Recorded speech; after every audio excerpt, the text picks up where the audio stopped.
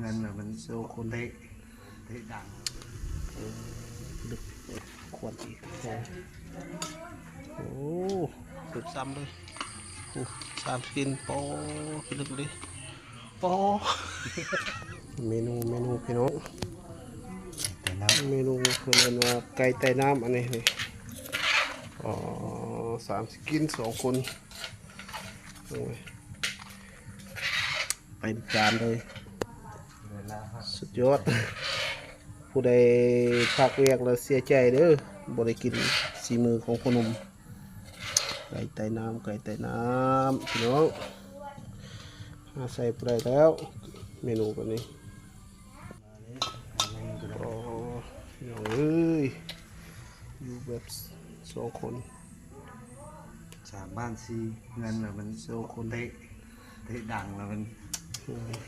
เพิ่นว่าต้องได้เกี่ยวอันนี้สกอนได้นี่เครื่องเทศเปล่า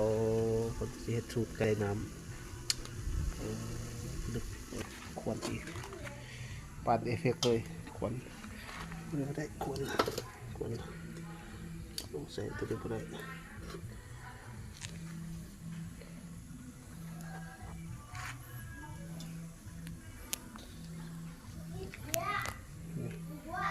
ก็เกี่ยมน้ำนี่สวมหน้ากุกระดับไก่ไต่น้ำ2 คนกุกระดับประเทศนะโรงแรม7 ดาวเอิญโตก็ยังบุกไปว่าจะได้กินสีมือพลโมเมนต์ธรรมดาต้องได้ทาเพียงลาพักก่อนได้เลยจะได้กินเพราะฉะนั้นแล้วบริกินหน่อยบริโชว์สีมือให้เลยพนว่าพูดยำเอาลงก็ลงมันบอกเครื่องที่เครื่องเอาลงพอกันเลยแต่น้ำโอ้ปะไว้คุณมันเลยเนาะโอ้เครื่องเทศครบสุดพี่น้องเลยไก่ไต่น้ำเอาน้ำยี่เทิงปะนี้มาโยงแล้วปอตัวสว่างเลยปะนี้ถ้ากินอย่างเดียวถ้าเบื้องต้นมันเป็นเราจะสิอัปเดตใหม่เมนูไก่ไต่น้ำเอาลงพอแล้วไก่ไต่น้ำแดดนี่พี่น้อง2 น้ำก็พอแล้วบุ้มไหมซ้ำโอ้ควันเลยหอม10 หมู่บ้านเลยพี่น้องเลย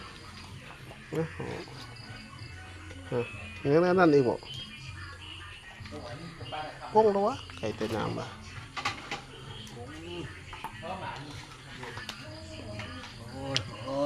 โอ้ซ้ำเลยพี่น้อง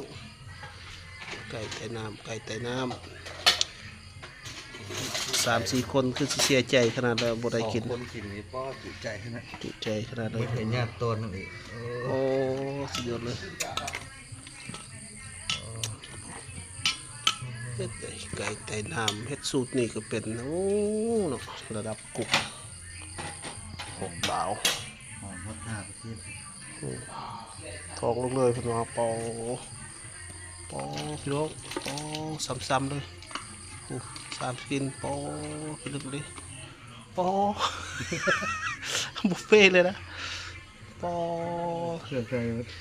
เต็มจานเต็มถ้วยบักใหญ่เลยพี่น้องจะเป็นได้ไหม